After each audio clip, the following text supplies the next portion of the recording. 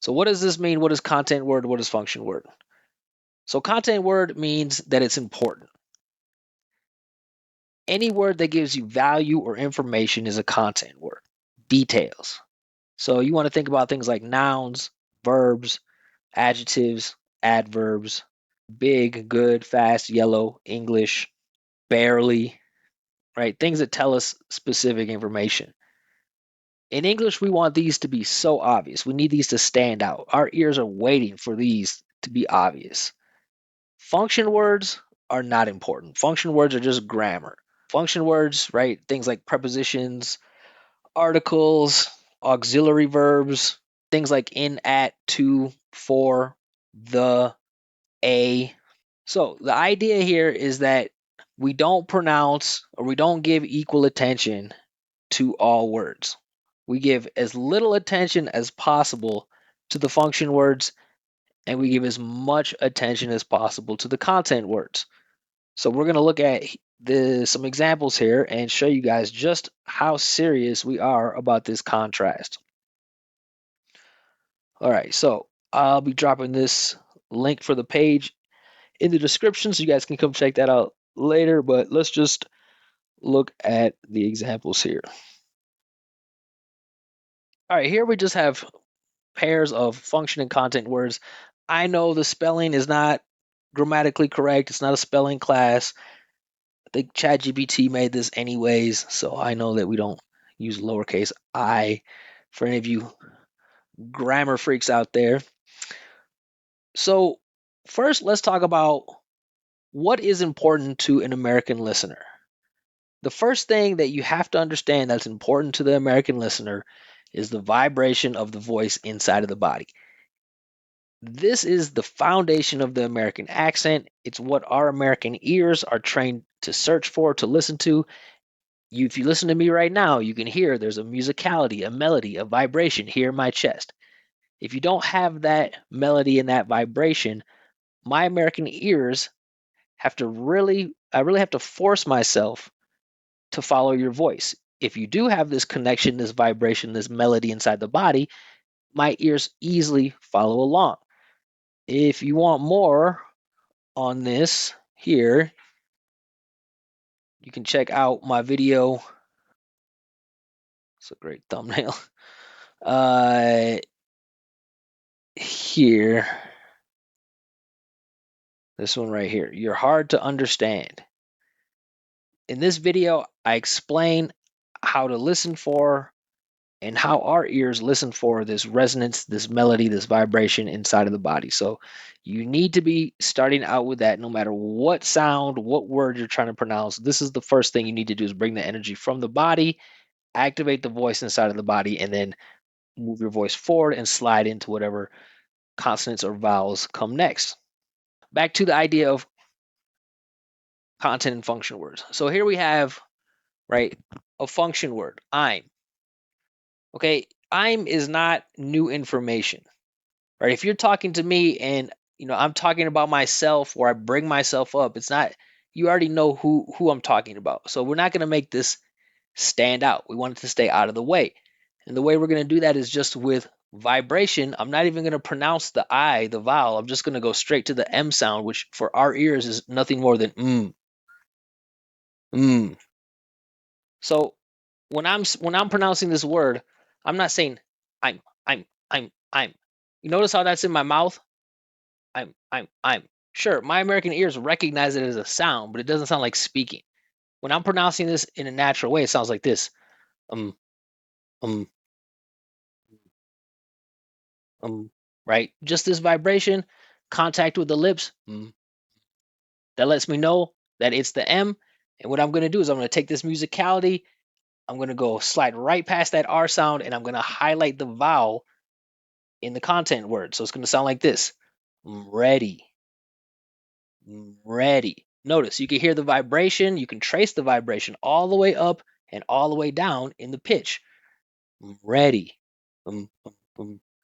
Right? And the unstressed syllable D is really small as well. Ready. I'm putting all the attention on the stressed vowel. One thing to notice is I'm not using the R sound to springboard me up and through. I'm not saying I'm ready, ready, re, re, right? That consonant is soft and is out of the way. All it is a smooth path of this musicality and vibration coming up, starting, and then going up in the pitch and driving through and vibrating all the way to the end. I'm ready. All right, same thing here. Um, um, um, my mouse here. I'm fine. Right? Notice I'm not pronouncing F clearly. All I'm doing is pronouncing ein, the vibration. And listen to how small this function word is. Fine. If you say I'm fine, I'm fine, that is basically the opposite of what an American ear is going to understand.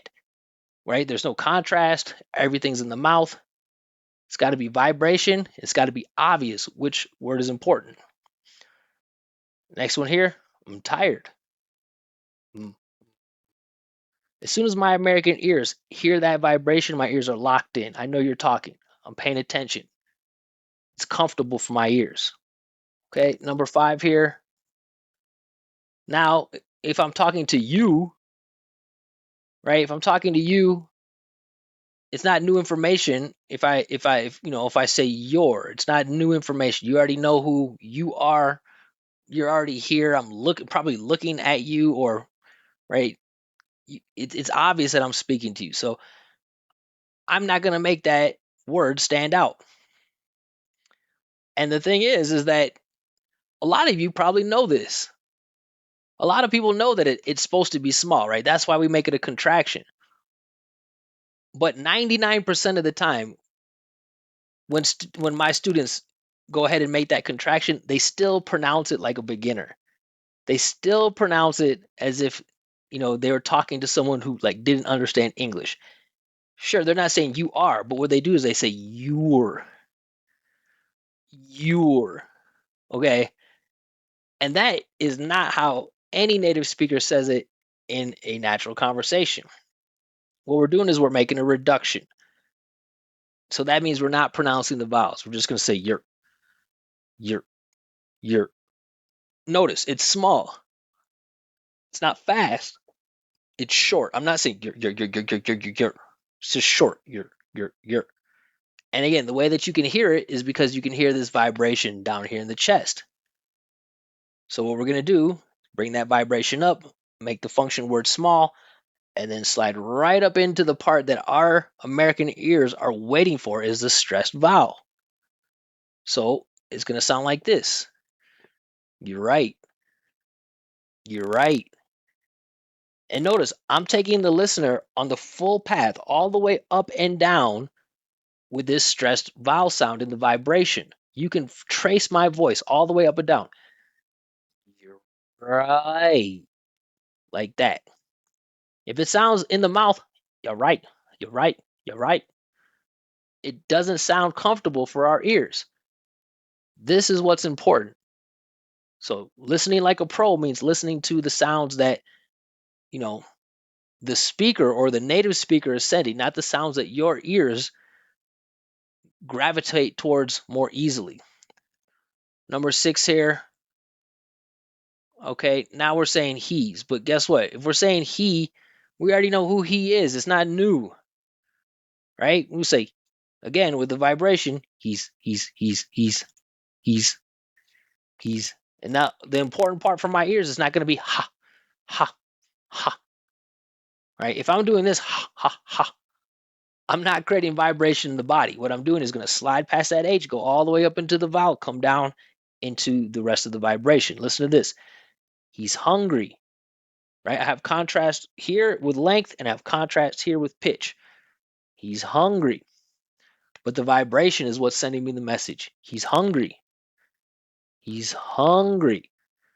So when you're doing this, you have to use some kind of musicality. You have to use kind of a singing quality. Otherwise, you're not going to capture that energy coming up and you're not going to be able to get that pitch to come up.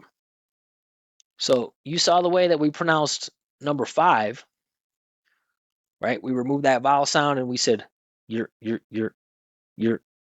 right? Just focusing on the vibration inside of the body, no vowel sounds, just you're.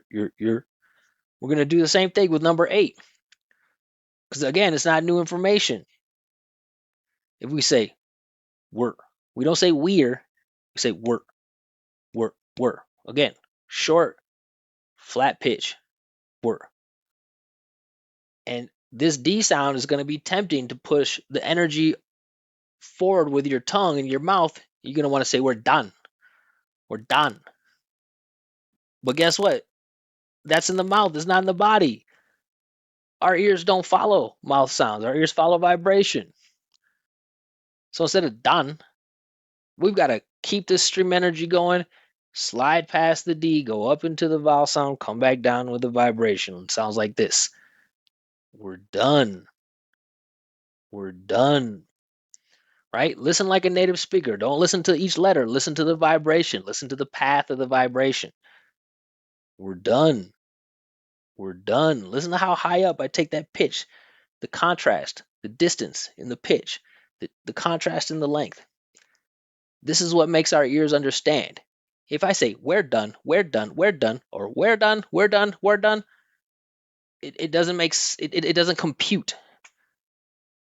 Right? We could turn we could remove the pronoun and we could turn it into a content where we could replace it with someone's name, maybe, right? That would be new information. If I say, John, right now, John needs to be big because it's new information, right? John's done or John's done, right? Depending if you want to focus that it's John and not like Susie, but either way, you still hear that it's stressed. John's done, right? But if we're using the pronoun, we already know who we're talking about is we're small inside the body, getting out of the way of the important part, getting out of the way of the content word. All right, let's check out number 9. So number 9 here now is going to be a challenge. When I pronounce this, when I read this, is going to be a challenge for you to resist saying what you see. So this is one of the biggest blockers for all students that are training accent, is that they are so used to interpreting everything with their eyes, it prevents them from actually hearing what the person's saying. So listen to how I pronounce this. Number 9. Listen to the pronoun. It's broken. It's broken. I'm not saying it's right. Almost every time I show this to a student, they stare at the word. I say, it's broken. It's broken. And they repeat me, they say, it's broken. It's broken. Why? Because they're trusting their eyes more than they trust their ears. And with pronunciation training, at least for English, right? I think with other languages, maybe, that are, pronounced the way that they're spelled, maybe Spanish, might be easier to look at what you're seeing and then pronounce exactly what you're seeing. But in English, that almost never happens. So just like the rest here, I'm making this really small, and I'm just sliding in into the vibrating parts. Listen to the second syllable in broken, right? I'm not saying broken, ken, right? We talked about that in the last live. Syllabic consonants. Listen to how I pronounce it. It's broken. It's broken. What do you hear me transmitting? If you really listen to what I'm saying, you don't hear me pronouncing the letters that you see. You hear me creating energy, melody, vibration, and a whole journey of up and down that the ear can follow and trace with the vibration and the placement. So this is why a lot of times when you're watching movies or listening to native speakers, and you know I always hear like, oh, they speak so fast. They speak so fast. Okay, sure. Some people speak fast, but speed is not a quality of American English. Length is a quality of American English. And when we're reducing these, in this case, they're just pronouns, but we'll look at some other examples in a moment. and we're reducing these function words and making them so small. We're not pronouncing the whole word, and that's what most of you non-native speakers expect. You expect a native speaker to pronounce every single word the way that it's written so that you can follow along with your eyes. Well, you got to remember, how do we learn sounds? People learn sounds before, right? Unless you have some type of, disability or something, right? It's a rare exception, but almost every person learns sounds way before they can read. Way before they can read. Okay, so look at this. 2 function words, 1 content word. Same formula. American accent is actually pretty simple because once you get past the temptation of staring and trying to let your trying to let your eyes create the sounds, you realize you're just doing the same thing over and over. So when I'm pronouncing this here, number 1, it's the same thing. All I'm doing is trying to create a strong resonance here in my chest, and I'm making those 2 words really, really small. I don't, I don't, right? I'm not saying I don't, I don't, I don't, I don't, I don't, I don't. Is I don't. And you notice I'm blending them. I'm not saying one, finishing and then moving to the next one. I'm blending them. I don't, I don't. And the listener can hear your voice because of the vibration, the resonance. And if you continue that musicality into the pitch of the important vowel, it becomes crystal clear. So it sounds like this. I don't know. I don't know. I don't know. Okay. You could change it. Remember, I said in the beginning, sometimes you can change a word from content to function, but you have to make it obvious. It can't be in between or kind of, sort of. So let's say we want to emphasize that we don't know. So instead of emphasizing the idea of no, we're emphasizing that we don't know. It's like, maybe someone like, yeah, yeah, come on, you should know this, right? They're trying to convince you that it's something that you do know. You could say, I don't know. You hear that? We went from I don't to I don't, right? Same vibration coming up with the pitch, highlighting the stress vowel and don't. I don't know. Or I don't know. Okay, let's just copy paste the same pattern. Look at number 4. You. I'm looking at you, talking to you. I don't need to. I mean, I could say no, you, right? But that's a different feeling. It's a different meaning to the sentence. So most of the time, I'm going to say you should, you should, you should, you should. What do you hear? Do you hear the individual letters, or do you hear this resonance and vibration? That's what you should be focusing on. That's what you should be prioritizing when you're trying to send the message, or when you're listening to the message. Listen, you should call. All right. And again, I'm not springboarding my way up. I'm not pushing my way through with the ka. The consonant is not a valuable piece of the sound. It's the vibration, which is in the vowel. Listen, you should call. Right. This all stands out way more than the ka. Right. Most of the time, it's going to be so tempting for you guys to go, you should call. You should call. You should call. Right. Because most people's ears love consonant sounds. Our ears do not, unless you're really exaggerating. So we don't put attention on consonant sounds. Just follow the traceability of this vibration, this melody. You should call with musicality so that you can get that really high peak on the pitch. Number 5. Okay, look, you see 2 words here. You're going to want to say it's not, it's not. Let's go even stronger with this reduction here. Listen to how I pronounce it. You're not going to be able to see it with your eyes. You got to use your ears. Listen to this. It's not bad. It's not bad. It's not bad, right? I didn't say it's not. It's not. It's not. See, that's what I've seen a lot of students do that have like really high levels of English, but didn't really learn with native speakers. They learned, right, whatever, in their country, and they just got good at it. And what they do is they end up just saying the little parts really fast. It's not, it's not, it's not, it's not, it's not, it's not. But that's not what we do. We blend them. We make reductions.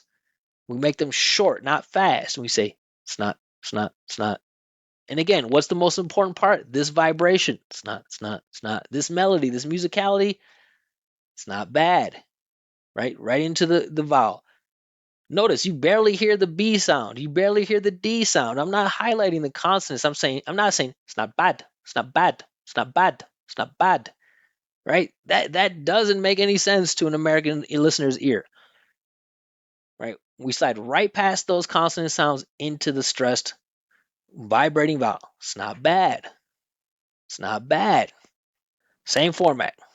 We already know the playbook. It's the same play. We're running the same play each time. Bring the energy up, vibration, highlight this vibrating sound, make the unimportant sounds small.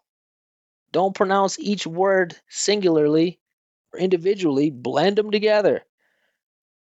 Keep everything connected and slide us up and go high in the peak of the pitch with the vibration and then bring me all the way back down. Don't leave me up at the top. Some students like to leave the listener at the top. We want to go up and come down. Listen to this. We should, we should, we should, right? I'm not saying we should, right? That's what, a non-native speaker would expect or assume is correct. That's not clear for us. What's clear is this. We should. And my ears are attracted and trained to listen to this, so it is easy for me to understand. Okay, and again, with the T sound, you're going to be tempted to go ta, ta, ta. That's not a T sound in English, unless you're doing some kind of ridiculous exaggeration. If you listen to my T, you can hear the air going through. Tss, tss. Listen to slow motion. We should talk. We should talk. We should talk. Right? I'm over prioritizing all the vibration, none of the talk, talk, talk. You hear how flat that is when I pronounce the consonants? Talk, talk, talk. Not easy to understand. But if I go with vowels and vibration and pitch, we should talk. We should talk. Melody, musicality, that's how English works. That's how our ears work. That's what we're trained to hear.